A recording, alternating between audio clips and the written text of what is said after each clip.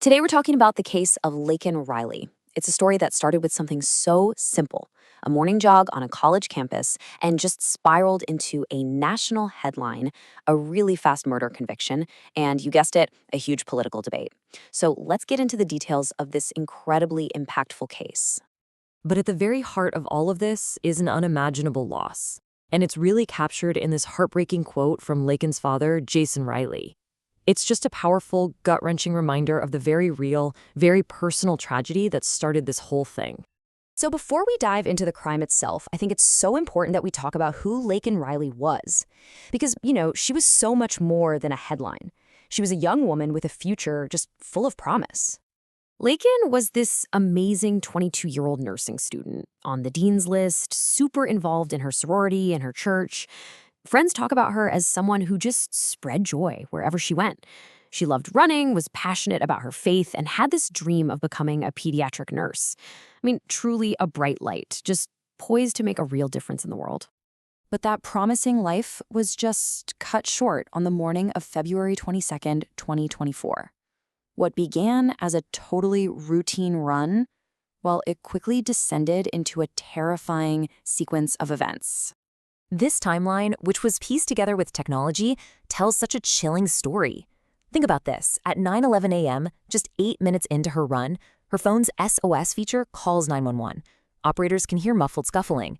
Then, only 17 minutes later, her smartwatch data shows her heart stops beating. When her roommates realize her location hasn't moved for hours, they go check it out, find one of her AirPods, and call for help. And by 12:38 p.m., police make that devastating discovery. With the campus completely in shock, a manhunt began, and it moved with astonishing speed, really thanks to a clear trail of evidence that pointed directly to one man.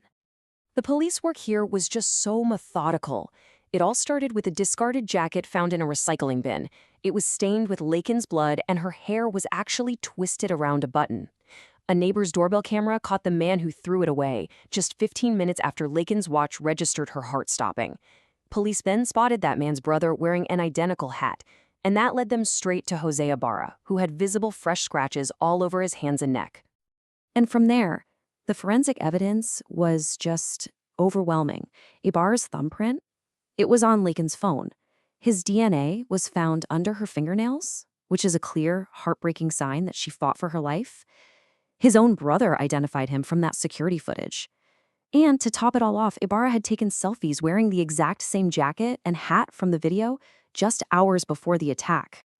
So, with the case this rock solid, the legal process, as you can imagine, moved very, very swiftly. Let's turn to the courtroom and see how this all concluded.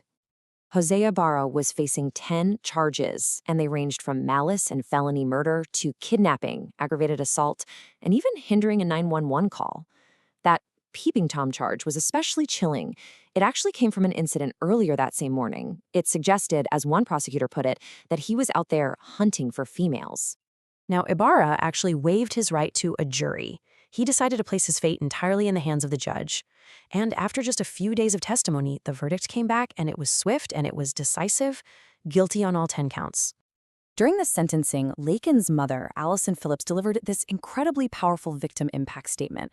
Her words, they just underscored the profound and permanent void that her daughter's murder left, describing how every single future milestone, every memory, was just stolen from their family.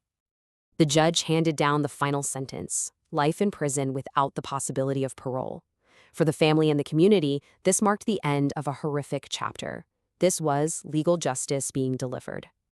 But this story, it did not end in that courtroom. Because the convicted killer was a Venezuelan national who had entered the country illegally, Laken Riley's murder was suddenly thrust from a local tragedy into the center of a national political firestorm.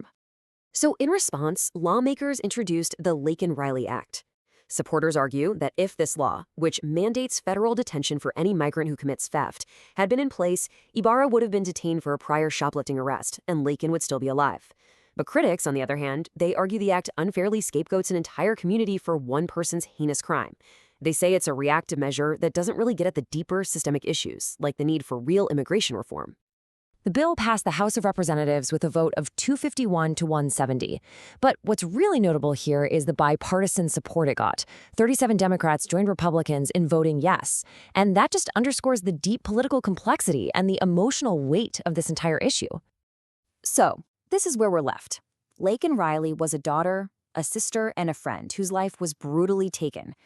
Her story is one of profound personal loss, but her name now also represents a federal law and a flashpoint in a really divisive national debate. It really makes you wonder what happens when an individual's tragedy becomes a public symbol. It's a complex question for sure, and it's one worth thinking about as we consider this difficult intersection of justice, politics, and memory.